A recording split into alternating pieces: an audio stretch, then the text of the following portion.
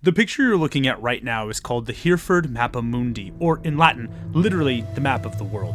Created in 1300, the Hereford Mappa Mundi is part of a long trend of world maps made by astronomers, geologists, geographers, explorers, and charlatans that went on a long way to explaining or trying to explain what the world around them looked like.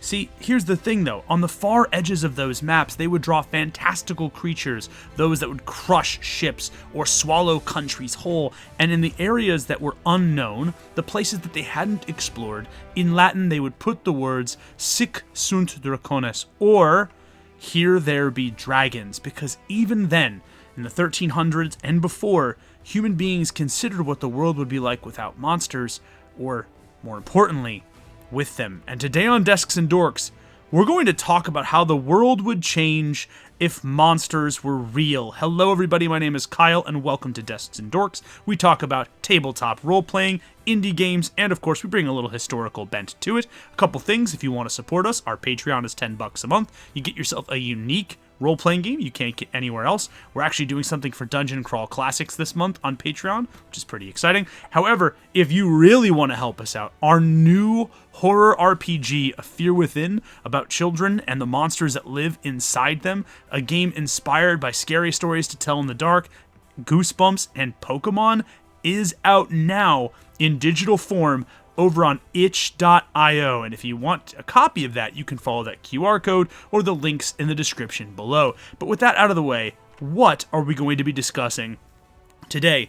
One, for those of you who don't know, I was studying to be a medievalist, have a medieval history degree, and this question has come up a lot in the comments of some of our low fantasy videos, how the world would change if monsters were real. Specifically the big monsters, the problem monsters, the issues that monsters would present and provide to a medieval or an ancient populace. So we're going to be talking about how humans might develop in response to those megafauna, how to incorporate that into our games. However, it's really important for us to discuss this right now. We're engaging in speculative history. As much as 8-year-old me wants it, dragons aren't real, and so I'm going to be pulling in real-life historical lessons, and I'm going to be trying to apply those to the monsters of fantasy and legend. However, one more thing, if you're going to be doing any of the genuinely horrific stuff that probably would come with, I don't know, a 5 million pound lizard blotting out the sun and spewing lava onto the world, I would encourage you to use some communication tools and some safety tools with some folks in games.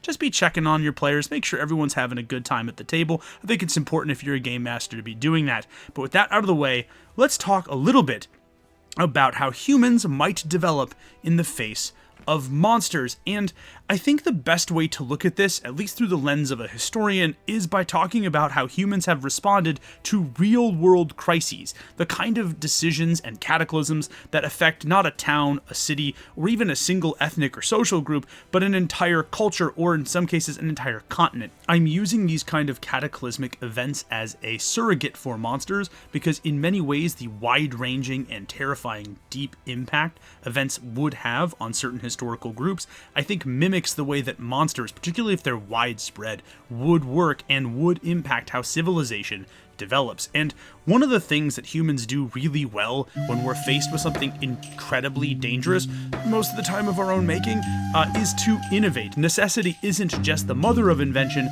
Sometimes she's the loaded weapon to your head that says, hey, either innovate or prepare to get dilated by this entirely horrible thing. And one of the things that human beings is pretty adept at innovating against is climate, particularly now as we're finding that we have to climate-proof our cities, our structures, our world from massive climate change. But here's the thing, as I said earlier in the video, or as I alluded to earlier in the video, I'm only going to be doing things that a medieval or an ancient person could do to help me. And as a good example of how an ancient or medieval person could innovate against climate, you have these wind-catching towers, which are very popular in areas of both Africa and the Middle East. Essentially, the ways that these towers would work is they trap air with the tower itself. They push the cold air down through a series of chutes, and then because of the way that the hall and the ceiling are structured, they actually not pipe, but the flow of air moves the cold air through the base of the structure where people live and then forces the warm air out again. It's essentially a electricity-free way to ventilate a structure in some of the hottest, most inhospitable climates in the entire world, the desert. And these wind-catching towers can be found on the edges of deserts all over the planet. They are so effective and so useful at what they do, they're actually the inspiration for some of the Fremen structures in Dune, both the movie and the book, which I think is really interesting. These structures are a great example of how humans might inspire or innovate in the face of something as, I don't know, inhospitable as a world that literally wants to scorch them from its surface just for choosing to exist in that given area. It's a great example of the ingenuity of the human spirit in ancient and medieval times. But what happens if the thing that you're innovating against isn't something like Mother Nature, but is perhaps a little bit more sinister, a little bit more aggressive, a little bit more tireless? A little bit more Roman. The picture that is depicted here is the Roman invasion of Syracuse. See, here's the big problem. The Romans, much like many imperialist factions, did not want to share, and they looked over at Syracuse and they thought, that seems like a pretty neat place to go. And they decided to throw wave upon wave of some of their best soldiers in order to take it. And if we're talking about a single person innovating in the face of overwhelming and frankly overly aggressive odds, there is perhaps no other than Archimedes. Archimedes, the mad lad and technical genius, created a system of pulleys and essentially torsion cranes that would insert themselves into the water, grab either the prow or the base of a ship, and then using the torsion that they had built up from going down, would then snap back up, capsizing the ship entirely. It's essentially like developing a mad science super weapon on the walls of a city and using it to dunk on the Romans. And that is absolutely awesome. Now, here's the thing.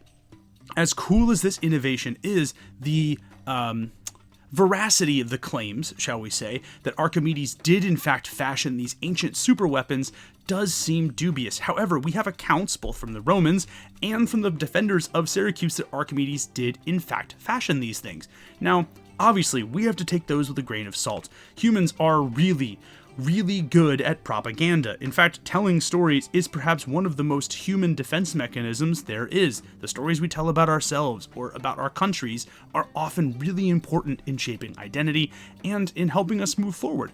So just the fact that we have accounts from both the Romans and the defenders of Syracuse doesn't necessarily mean that that was true and that those things were real, right? The Romans would love to trump up their conquest. They wanted the glory, and of course, what greater glory could there be than vanquishing a mad scientist level threat like Archimedes? And obviously the defenders of Syracuse, proud people who, defended their city to the last almost, would want a story for them to rally behind in the future.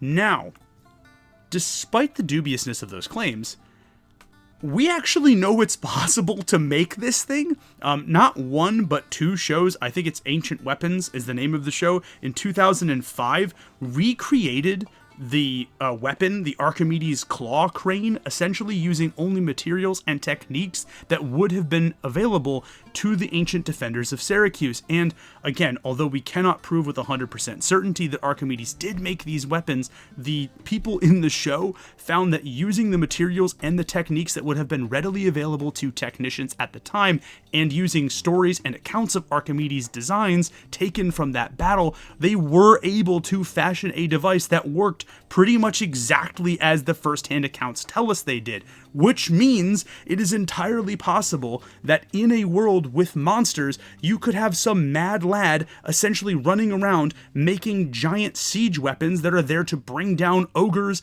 and dragons and God only knows what else. And that is absolutely amazing. I have also included this picture because another one of Archimedes' super weapons that they have talked about before in the accounts of the attacks on Syracuse during the Second Punic War is essentially a death ray. It's a giant sheet of mirrored bronze that would catch the sunlight and then over time focus the direction of that sunlight to burn the sails of oncoming Roman galleons.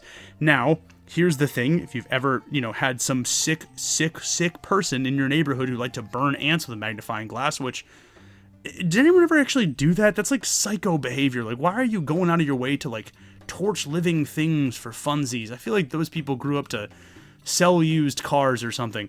In any case, obviously, if you've ever done or seen that done, you'll know that it's pretty hard to actually angle the sun like that to where it actually starts to create fire, at least, especially if the target is moving.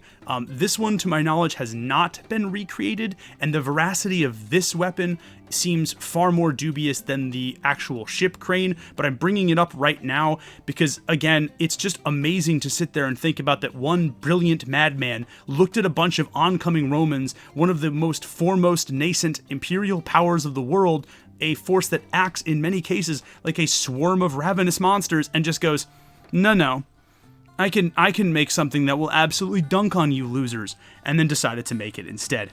I think that's really cool, and it goes a long way to talking about how human beings are capable of innovation, and, even against the face of great odds. Another thing, though, that humans tend to do when we are faced with an overwhelming amount of odds is assimilate. Humans are incredibly flexible, not just physically, but mentally and emotionally as well. And in some cases, our cultures will blend together as a type of survival mechanic. If we get conquered by somebody and there's a degree of cultural assimilation that's possible, then yeah, human beings will combine cultures in many ways. One of the biggest examples of this is in the Mongol Empire. When the Mongols wound up conquering a lot of Asia and into some places, at least approaching Eastern Europe, one of the things that often happened was that the people in those places didn't just immediately perish or abandon their cultures, they assimilated and in some cases fused cultural disciplines and cultural facets of their lives with existing parts of Mongol culture. To the Mongols, historically, this was seen as kind of another feather in their cap, another historical W for them, right? Look at this awesome silk Chinese robe that I won because I am the conqueror of China. However, as people at Yale pointed out actually in a recent paper, as the Mongols were allowing other people to assimilate as a way to gather glory for themselves, they were kind of assimilating with the people that they conquered. By the end of that couple 100-year period, Mongol culture had sort of become an amalgamation of a lot of the cultures that it had conquered and subjugated, and as a result, the conquered began to prosper and eventually sort of work their way up into the upper echelons of Mongol structures, Mongol societal stuff, and actually wound up totally changing the outlook of that country. It's almost sort of like a victory from within. By assimilating, essentially people could not just ingratiate themselves with people who are stronger or forces that are stronger, monsters that are stronger, but eventually through that assimilation gain authority, power, and eventually self-governance. It's kind of an important thing to think about. But one other thing that humans tend to do when we are faced with overwhelming odds, things that we absolutely positively cannot combat under any circumstance, well, it's pretty simple. We run, we GTFO, we get out of there, right?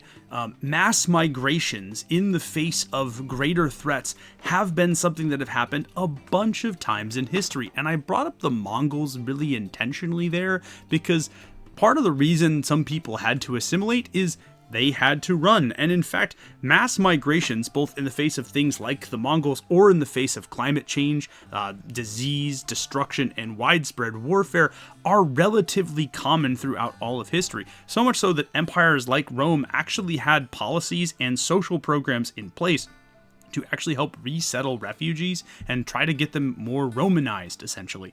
So again, human beings, if you're not able to innovate, you're not able to assimilate, then gosh darn it, you're going to try to get the heck out of there as much as humanly possible. And again, if there become regions or areas where monsters become prevalent or too powerful, it's entirely likely that many civilizations and societies would develop on the run. It's not just a question of if, it's a sort of a question of when for some civilizations and some societies. But now we get to talk about how to use this in our games. And now, if you're a longtime fan of Desks and Dorks, you might be wondering, well, gosh, usually this takes place at the very end of the video. But here's the thing, a lot of you guys have specific monsters in mind and questions about how world building or how rules would function in the face of those types of monsters. And if you're a member of the Desks and Dorks Discord, or if you're contributing to our YouTube posts, you actually got to vote on the monsters in this video that we're going to be talking about and going to be sort of observing, viewing how those monsters would change and develop a society and a civilization. That's really what we're going to be talking about, and that's how we're going to use them in our games. And the first monster is perhaps the most iconic. We're talking all about the dragon, the fire-breathing lizard, the thing that I grew up loving and admiring so much that I tried to catch an Agumon, which was as close to a dragon as I thought you could get, by going into the woods and hiding in a bush when I was 5 for like 6 hours, because in my brain, monster would definitely go there. But we have to talk about dragons, right? They're iconic to pretty much every branch of fantasy. Now, here's the thing though, we have to establish what kind of dragon we're working with, because the type of dragon changes so drastically based on culture, time period, and the values of the storytellers themselves. Things like the Game of Thrones dragon, which dominate Western fantasy and other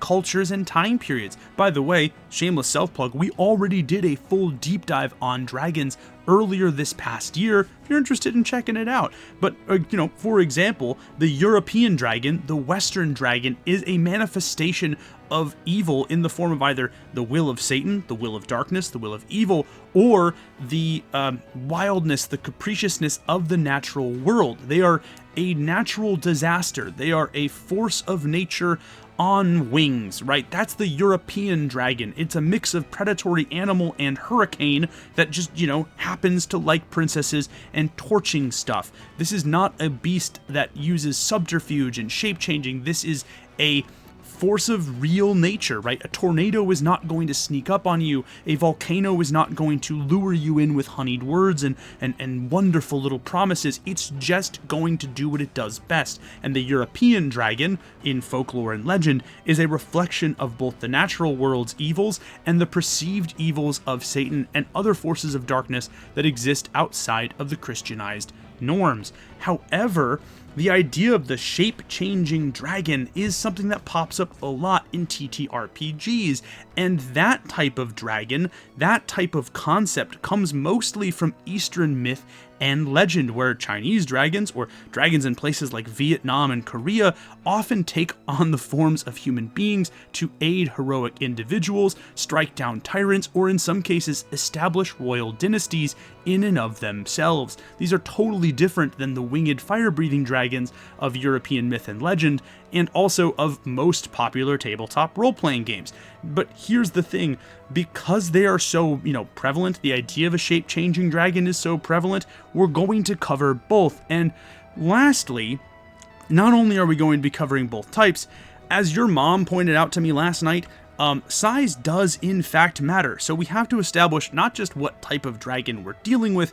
but the size and destructive capabilities of that dragon in order to ascertain exactly what kind of impact it would have on the real world. If it's a small dragon, I imagine, or even a medium dragon for that matter, I imagine that it would act and develop as as pretty much any other major or large predatory animal. Over time, human beings will encounter these beasts and eventually innovate ways around taking them out. I think if you have dragons in your setting that are medium-sized, think like the size of a horse or a cart, I think there'll be major threats, but I think eventually human beings, or whatever fantasy race that you have, is going to find ways to innovate around them, whether those are ranged weapons like spears, or hunting tactics, or specialized techniques or spells to take care of them.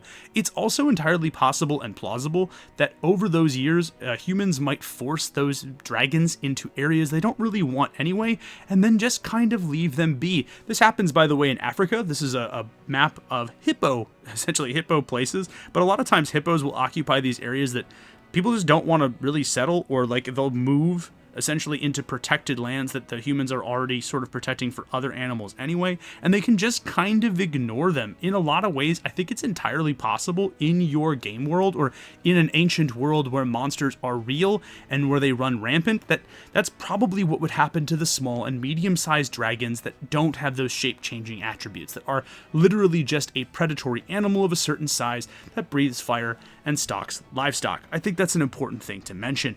Now, here's the thing. If it's a giant dragon, that is a totally totally different story. This is a depiction, by the way, of Balerion the Black Dread, probably the coolest name for a dragon that I have heard in a hot minute. This is my favorite piece of art of him.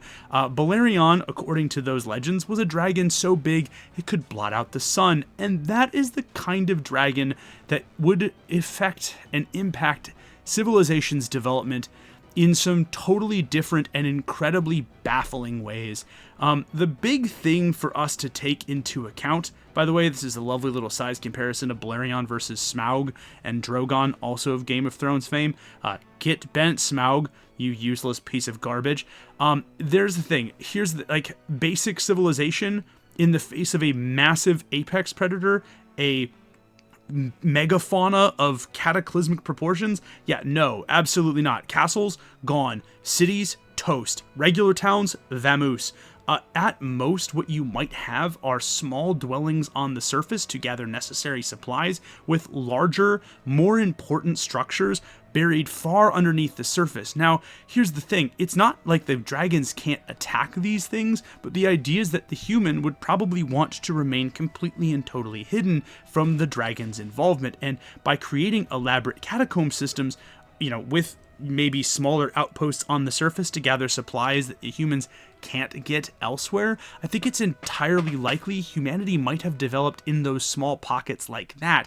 And maybe, who knows, you would send scouting parties outside of the catacombs every now and again to see how things were developing, to track dragon movements. These wouldn't even be hunting parties at this point. They'd be like almost astronomers and scouts mapping out dragons' seasonal rotations and moving patterns, and essentially helping to inform gatherers who would venture out from beyond these catacomb structures to gather necessary resources. That's really cool to think about. But what about evolutionarily? Like, what happens over a period of thousands of years where humans are essentially deprived of growth beyond the surface? What does that do when your average cave person ventures out and instead of finding woods, they find horrific dragons? Well, one of the things that could happen potentially to some pockets of humanity or civilized creatures is maybe they'll develop like the cave people from The Descent over time, becoming feral and blind because they don't need certain senses to navigate beyond. That's one thing that could happen to savage pockets of humanity or savage pockets of other sentient creatures in your game world. However, I think what is far more likely is that over time, humanity and other races like it might develop into something totally different. Over the years, they might evolve to be shorter in stature to prioritize other senses. Sure, but humans are, as we have mentioned, capable of great innovation and great assimilation.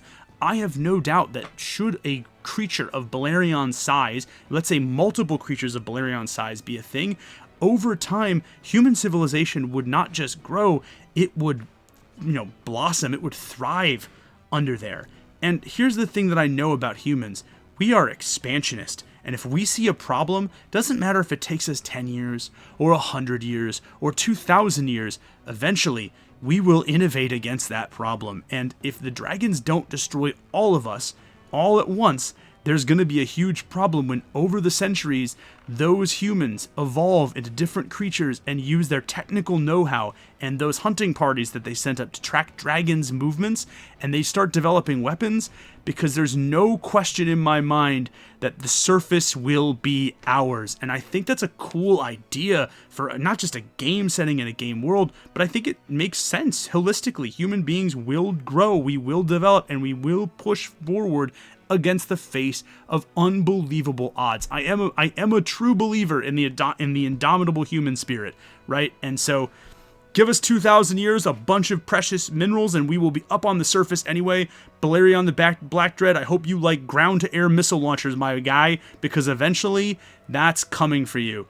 Now, here's the thing. Now we need to talk about dragons that shape change. And what do you mean that all of a sudden, this giant fire-breathing hell beast is actually just Susan from accounting?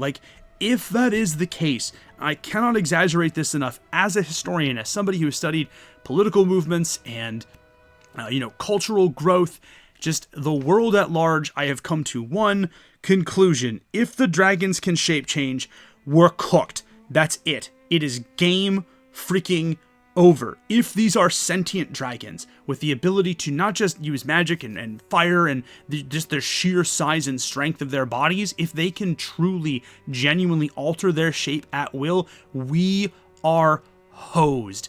And why are we hosed?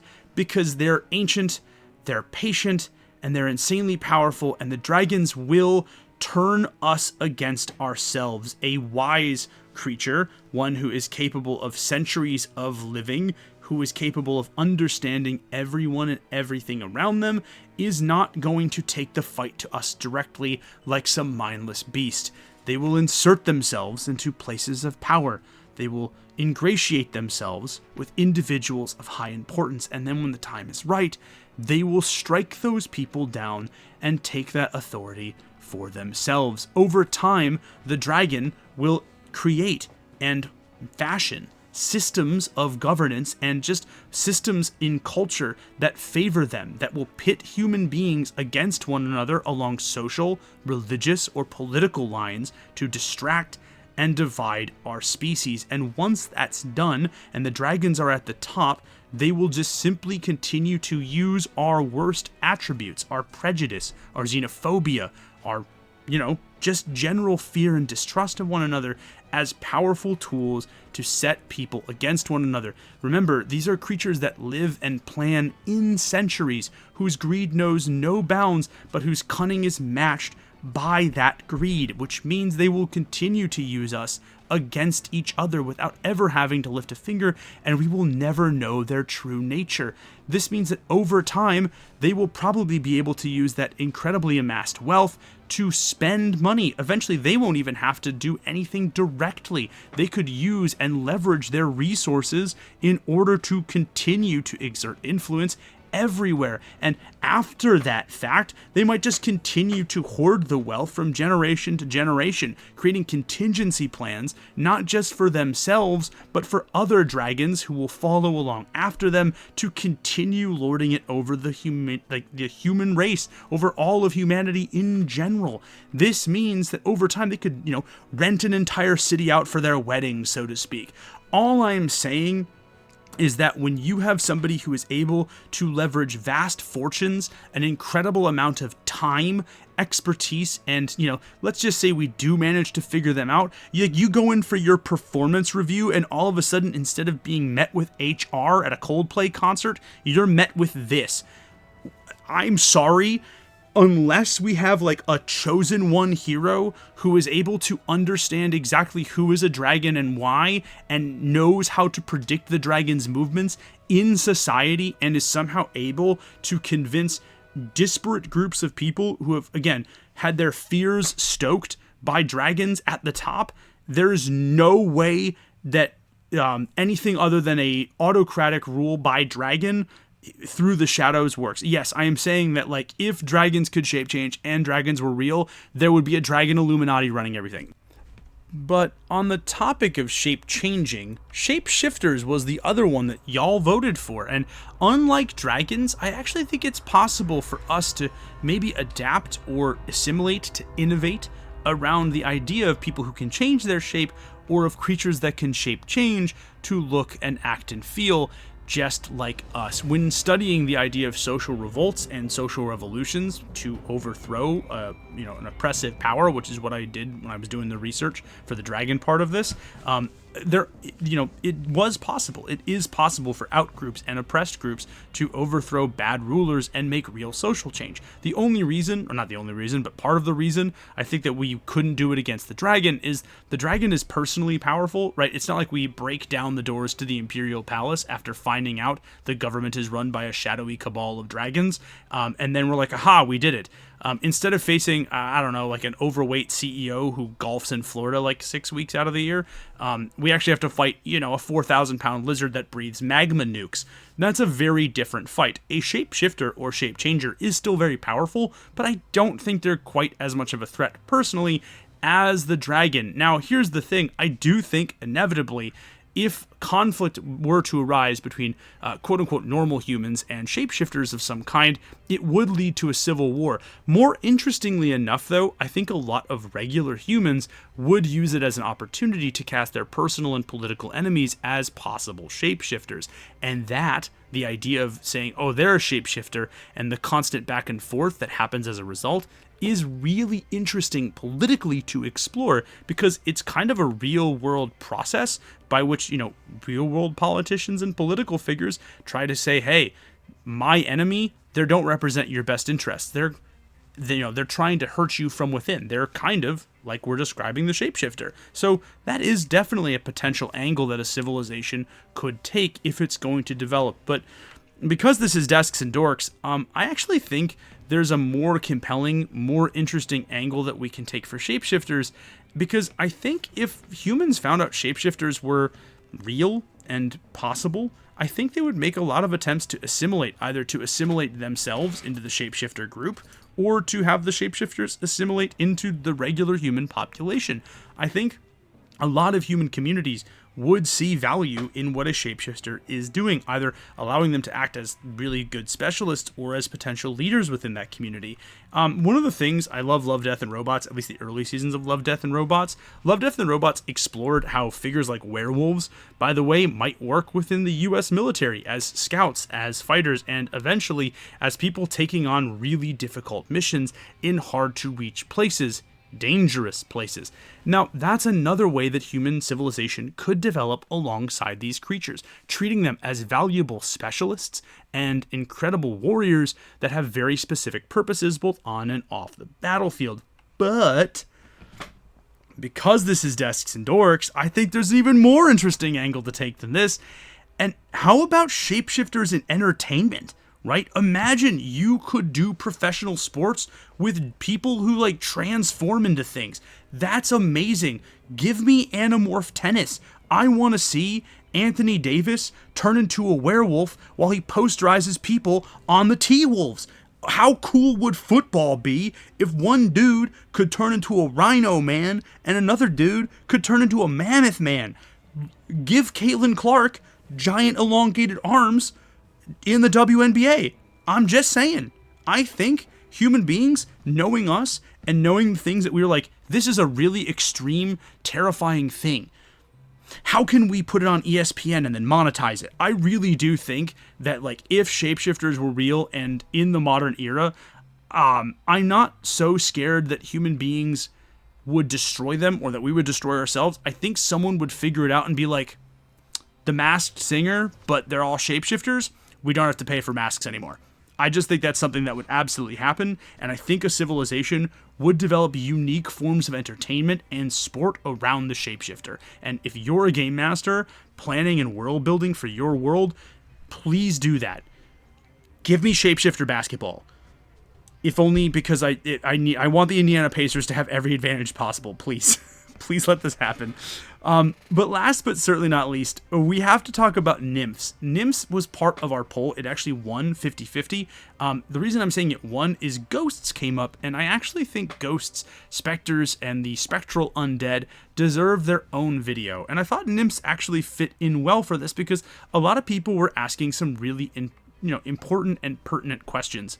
By the way, before we get into the nymph section, you are welcome for the colossal amount of nymph titties that I had to sift through so that this video does not get demonetized. The number of interpretations of them, God love the Greeks and their love of the human form, but man, they did not know that some dude in 2025 was going to have to try to make some of those cultural interpretations appropriate for advertisers on an American website. So history's weird, is all I'm saying.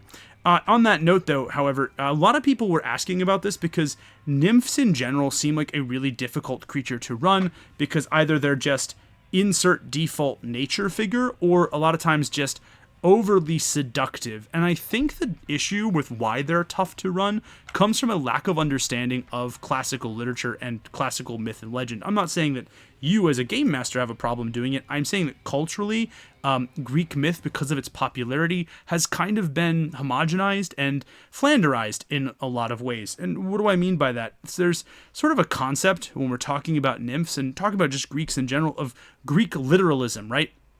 People are always like, oh, Zeus is the worst, as opposed to thinking, like, because he, takes the form of a swan and, like, sexually assaults women, right? Like, that's awful. But here's the thing. Zeus and other Greek figures, like the nymphs, are never meant to be taken literally. Zeus is a king. Zeus is a king who, a lot of times, has no freaking clue what he's doing because he has just run and established the cosmos' most important coup. Of course, Zeus takes a swan form and attacks every woman he sees or that looks at him weird. He is a king who is abusing his power. That's what kings do, right? That's what tyrants do. And if Zeus is a stand-in for the tyrant, then his behavior in stories isn't meant to be taken literally. It's meant to be taken as an interpretation of the dangers of leadership and of the corruption that power brings. How about Hades? Yes, I love Hades. That's my goat. But, like, the idea of Hades and Persephone, somebody on the internet pointed this out, and I thought it was really interesting, like, from a humanities perspective. But, of course, Hades snatches Persephone, a young woman in the prime of her life. That's what death does. It takes people before their time. The Greek legends are not meant to be interpreted literally. They're meant to be seen as manifestations of and interpretations of the domains that they represent. It's an important feature in storytelling and in the humanities, and it's one that I think is sorely lacking both from cultural analysis about Greek myth and also historical analysis about the impact that Greek myth has. And the seductive nature of nymphs, I think, is something that has been horribly misinterpreted as like physical lust, as opposed to what it really is, which is fertility, right? Nymphs are beings of nature and the fertility of the natural world, which, yeah, does kind of have to do with breeding and, sexual intercourse, but also has to do with things like growth, things like plant growth, particularly the fertility of soil, the importance and the quality of the soil around your trees, the amount of the bounty of the sea that you can bring up. And yes, I did find the seafood boil buffet from a Golden Corral for this picture, but like all of those things lean into the seductive nature of the nymph. It's not that they're supposed to be seductive necessarily in terms of like physical human lust as you and I would understand it, but it's a reflection of the fertility of the natural world and the natural world's ability to bring and give forth life. I think it's kind of critical. Now, however, nymphs are also supposed to be terrifying, because I love a good hike through the trees, but I'm from Appalachia. Y'all, have you ever been in the woods deep at night when it's literally so dark you actually can't see your hand in front of your face? If you're in the woods real late at night and everything goes quiet, chances are, my friend, you are already hosed, because there is someone or something in that section of the woods with you that is not supposed to be there. The woods are terrifying. The natural world is dangerous, it is unpredictable, and it is horribly, horribly savage. It's important for us to take that into account. Imagine the naiad, too, the sea nymph, right? The ones who often hold court with Poseidon. I don't know if any of you have ever seen pictures of the deep ocean, or if you've gone deep sea fishing or swimming, but there are some times where I look at the surface of the ocean and I go, nope, absolutely freaking not. No, I would like to be as far away from here as humanly possible. And that, my good friend, is exactly the kind of terror that the deep dark of the ocean is meant to reflect. Yes, nymphs are supposed to be seductive, but they're seductive and life-giving in the way the natural world is life-giving. Yes, they are supposed to be scary, but it's less, spooky monster, and oh my god, the eldritch horrors of the Mariana Trench. kind of scary. If you're going to reflect this in your games, one of the things I think you could do to make a nymph compelling is essentially the thing that makes human beings compelling. Give them two very different sides. The natural side of the nymph, the one that it presents to the world most of the time when things are going great, when everything's hunky-dory, and then the side of them where everything is not hunky-dory, and yeah, things are about to get really, really scary. Again, very nice, pleasant, very, very polite, very demure, very, oh my god, get me the heck out of this entire place. That would be how I would present your nymphs in your games. Now, however, if you want to talk about how civilizations might develop in response to this, the thing that I really like is the idea of nymphs usually as servants of natural gods, having sacred groves. These are massively important things that go a long way to helping to dictate the importance and the development of a religion in a given area. And in fact, we've seen a sacred grove and the impact on a civilization already done pretty well in Game of Thrones, where some cultures, i.e. the North, for example, with its weirwood tree groves, hold them as sacred locations, places to be protected, where oaths and vows are taken in solemn severity. However, those sacred groves are often the ones that are the first things destroyed by oncoming armies, because in doing so, not only have you disrupted the life of the nymph itself, but an important religious and cultural area as well. And with that, dear friends, those are three different monsters, how the world would develop in response to those monsters, right? Sacred groves, a dragon Illuminati. But just remember, if you're building your own campaign world, the watchwords are assimilate, innovate, and run. I think in some way, shape, or form, human beings are going to adapt and develop in a combination of one of those three strategies. If you wanted to do one more thing, by the way, for the nymphs, you could make the sacred grove your player base. I think that would be kind of cool. It's a little bonus rule that I threw in for you guys. But again, that does bring us to the end of today's video. If you like this, if you want to support the content we make, our Patreon, $10 a month, you get yourself a unique role-playing game you can't get anywhere else, and $3 a month, you get yourself some early access to our content. You can also, of course, support our digital copies over on itch.io.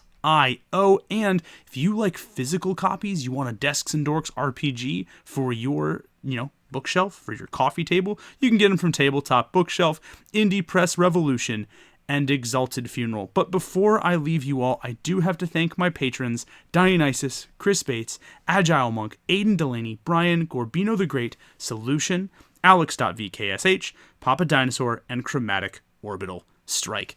Also, one more thing as a reminder to my long-standing fans, our Q&A section for these videos has been moved over to the Patreon page. Again, you do not have to be a Patreon member to view the Q&A questions. You don't even have to be a free Patreon member to view the Q&A. It is available to the public for everybody, but just a reminder that those are over there now. But until next time, folks, I am Kyle Ott for Desks and Dorks. You have been absolutely amazing, and I'll see you in the next one. Peace.